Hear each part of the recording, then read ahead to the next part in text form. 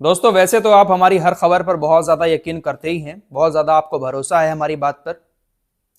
हम जो भी वीडियो आपके सामने रखते हैं आप उसको हल्के में नहीं लेते, लेकिन फिर भी आज जो खबर आपको बताने जा रहा हूं उसको सुनने के बाद आपको और ज़्यादा यकीन हो जाएगा हमारे ऊपर कि हम जो बात आप लोगों को बताते हैं, जो इन्फॉर्मेशन आप लोगों को देते हैं, वो हल्की नहीं होती, वो अपने आप में बहुत बड़ी होती है।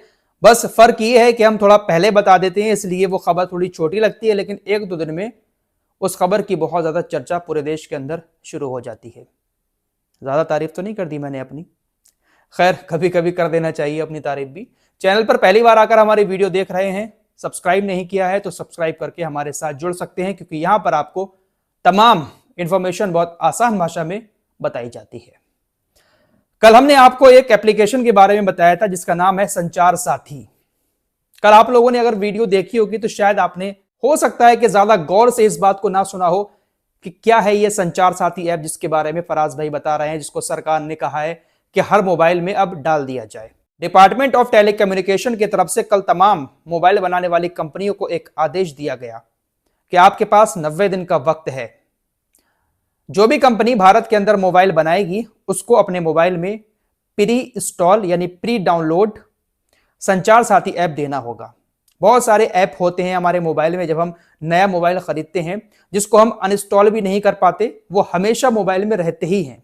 इसी तरीके से संचार साथी ऐप को लेकर भी ऐलान किया गया। यह खबर हमने आपको कल बताई थी, लेकिन आज यह खबर अपने आप में इतना बड़ा मुद्दा बन गई कि पूरे देश में इसकी चर्चा है। देश के बड़े बड़े नेताओं की तरफ से संचार साथी ऐप की आज बात की जा रही है, संसद में तक इसकी बात हुई है। आखिर इतना हंगामा इस संचार साथी ऐप को लेकर क्यों हो रहा है? दरअसल ये बात कल भारतीय दूरसंचार विभाग की तरफ से बताई गई थी, लेकिन आज जब हंगामा हुआ, विपक्ष की तरफ से हंगामा किया गया, तो जो केंद्रीय मंत्री हैं ज्योतिरादित्य सिंधिया, उनकी तरफ से यह कहा जा रहा है कि देखिए ये जो विपक्ष मुद्दा उठा रहा है ये मुद्दा बेवजह का है। संचार साथी ऐप जो है वो यूजर्स की सुरक्षा के लिए मोबाइल में डाला जा रहा है। अब लोगों की अपनी अपनी मर्जी है, उसको चाहे तो मोबाइल में रख सकते हैं, नहीं तो उसको डिलीट कर सकते हैं। यह बयान आज ज्योतिरादित्य सिंधिया की तरफ से दिया गया। लेकिन कल भारत सरकार का जो डिपार्टमेंट है डीओटी, उसकी तरफ से यह कहा गया कि जो भी कंपनी अब मोबाइल बनाएगी उसमें यह ऐप दिया जाएगा और यह ऐप अनइंस्टॉल नहीं होगा। इसी बात को लेकर विपक्ष ने सरकार को घेर लिया कि सरकार जिस तरीके से पेगासस लगाकर जासूसी कर रही थी, उसी तरीके से यह संचार साथी ऐप भी जासूसी के लिए सरकार मोबाइल में डलवा रही है। विपक्ष के नेताओं ने इस संचार साथी ऐप का बहुत ज्यादा विरोध शुरू कर दिया। आज पूरा दिन हंगामा रहा है इस बात को लेकर। बहुत सारे नेताओं का यही कहना है, विपक्षी नेताओं का, कि सरकार हर एक नागरिक को अपनी मुट्ठी में करना चाहती है। कांग्रेस नेता केसी वेणुगोपाल ने कहा कि मोदी सरकार का यह कदम निजता और आजादी के मौलिक अधिकार का हनन है। कांग्रेस सांसद प्रियंका गांधी ने कहा कि यह कदम लोगों की प्राइवेसी पर सीधा हमला है, यह एक जासूसी ऐप है, सरकार हर नागरिक की निगरानी करना चाहती है। कांग्रेस सांसद जयराम रमेश ने इसे डिजिटल डिक्टेटरशिप का नया चेहरा बताया। टीएमसी सांसद महुआ मोइत्रा ने कहा कि सरकार फ्रॉड रोकने के नाम पर हर कॉल सुनना चाहती है।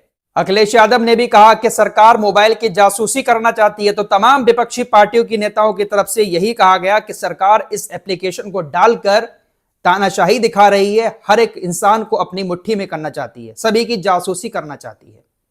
जब इस तरह का हंगामा शुरू हुआ, इस तरह की चीजें विपक्षी नेताओं की तरफ से कही गई, तो इसी पर ज्योतिरादित्य सिंधिया की तरफ से कहा गया कि ऐसा कुछ नहीं है, लोगों की सेफ्टी के लिए इस एप्लीकेशन को मोबाइल में डाला जा रहा है। किसी का मोबाइल खो जाता है तो उसका मोबाइल भी इस संचार साथी ऐप की मदद से ढूंढा जा सकता है, ब्लॉक किया जा सकता है। आपके नाम से कितने नंबर चल रहे हैं, कितनी सिम चल रही है, उसकी जानकारी हम ले सकते हैं। आप कोई नया मोबाइल खरीदते हैं या पुराना मोबाइल किसी से खरीद रहे हैं तो उस मोबाइल का IMEI नंबर आप इस एप्लीकेशन में डालकर चेक कर सकते हैं कि यह मोबाइल कहीं चोरी का तो नहीं है या कोई पुराना मोबाइल तो नहीं है। आपके पास कोई संदिग्ध कॉल बार बार आ रही है, कोई आपके साथ फ्रॉड करना चाहता है, उसकी शिकायत भी आप इस संचार साथी ऐप के जरिए कर सकते हैं। तो ज्योतिरादित्य सिंधिया ने कहा कि ये तो फ्रॉड रोकने के लिए सरकार की तरफ से लाया गया है, मर्जी है रखें, नहीं मर्जी है डिलीट कर दें। लेकिन तमाम कंपनियों को कल जो आदेश जारी किया गया, विपक्ष यही कह रहा है कि फिर ये आदेश जारी क्यों किया गया था। ऐसी भी खबरें आ रही हैं कि एप्पल से भी कहा गया था, लेकिन एप्पल ने मना कर दिया कि हम इस एप्लीकेशन को मोबाइल में नहीं डालेंगे, क्योंकि दुनिया के किसी भी देश में कोई भी सरकार हमारे ऊपर इस तरह का आदेश जारी नहीं करती है किसी भी एप्लीकेशन को प्री इंस्टॉल करने के लिए और उसको फिर इस तरीके से रखने के लिए कि उसको डिलीट ही ना किया जा सके। ऐसी खबर चल रही है कि एप्पल ने मना कर दिया। तो जब आदेश जारी हुआ था तभी तो इतना हंगामा हुआ, लेकिन मंत्री जी कह रहे हैं नहीं, ऐसा कुछ नहीं है। ऐसी भी चर्चाएं चल रही हैं कि जो पुराने मोबाइल हैं, आदेश दिया जाएगा कि अब जो अपडेट आएगा मोबाइल में, अपडेट जो आते रहते हैं, उन अपडेट के जरिए संचार साथी ऐप को मोबाइल में डाल दिया जाए।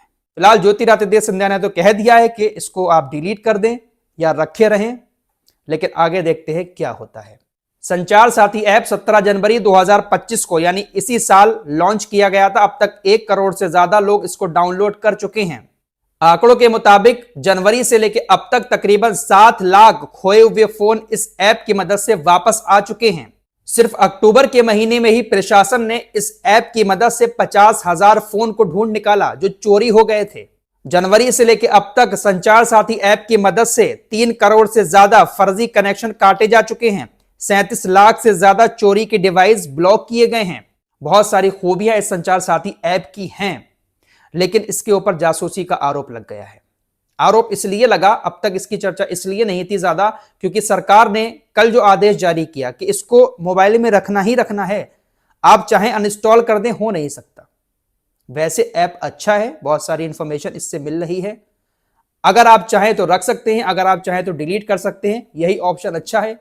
लेकिन अगर इसमें रखना ही रखना है तो विपक्ष सवाल उठा रहा है, फिर सरकार की क्या मंशा है।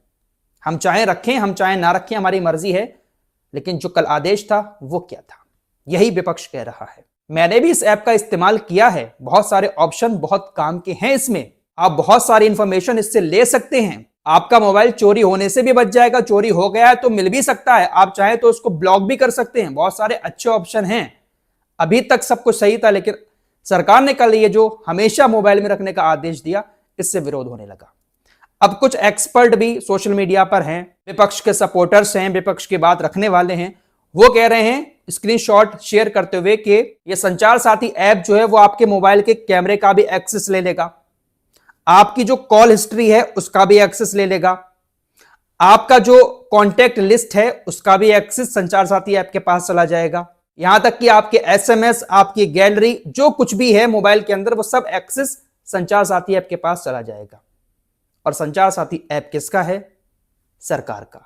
विपक्ष कह रहा है, और जो सोशल मीडिया पर इस तरह की पोस्ट कर रहे हैं कि सब कुछ सरकार के पास होगा, सारी डिटेल आपकी सरकार के पास होगी, यहां तक कि एक बैंक का ओटीपी भी आएगा, वो भी पता चल जाएगा। तो इस तरीके के आरोप संचार साथी ऐप पर लग रहे हैं। फिलहाल देखते हैं कि क्या होता है।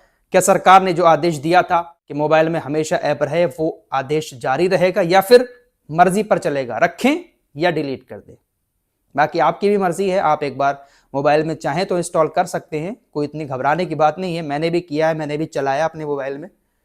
जहां पर एक्सेस की जरूरत है, अगर आपको लगता है दें, नहीं लगता है तो ना दें। बहुत सारी इंफॉर्मेशन के लिए ऐप काम का तो है, इसमें कोई शक नहीं है।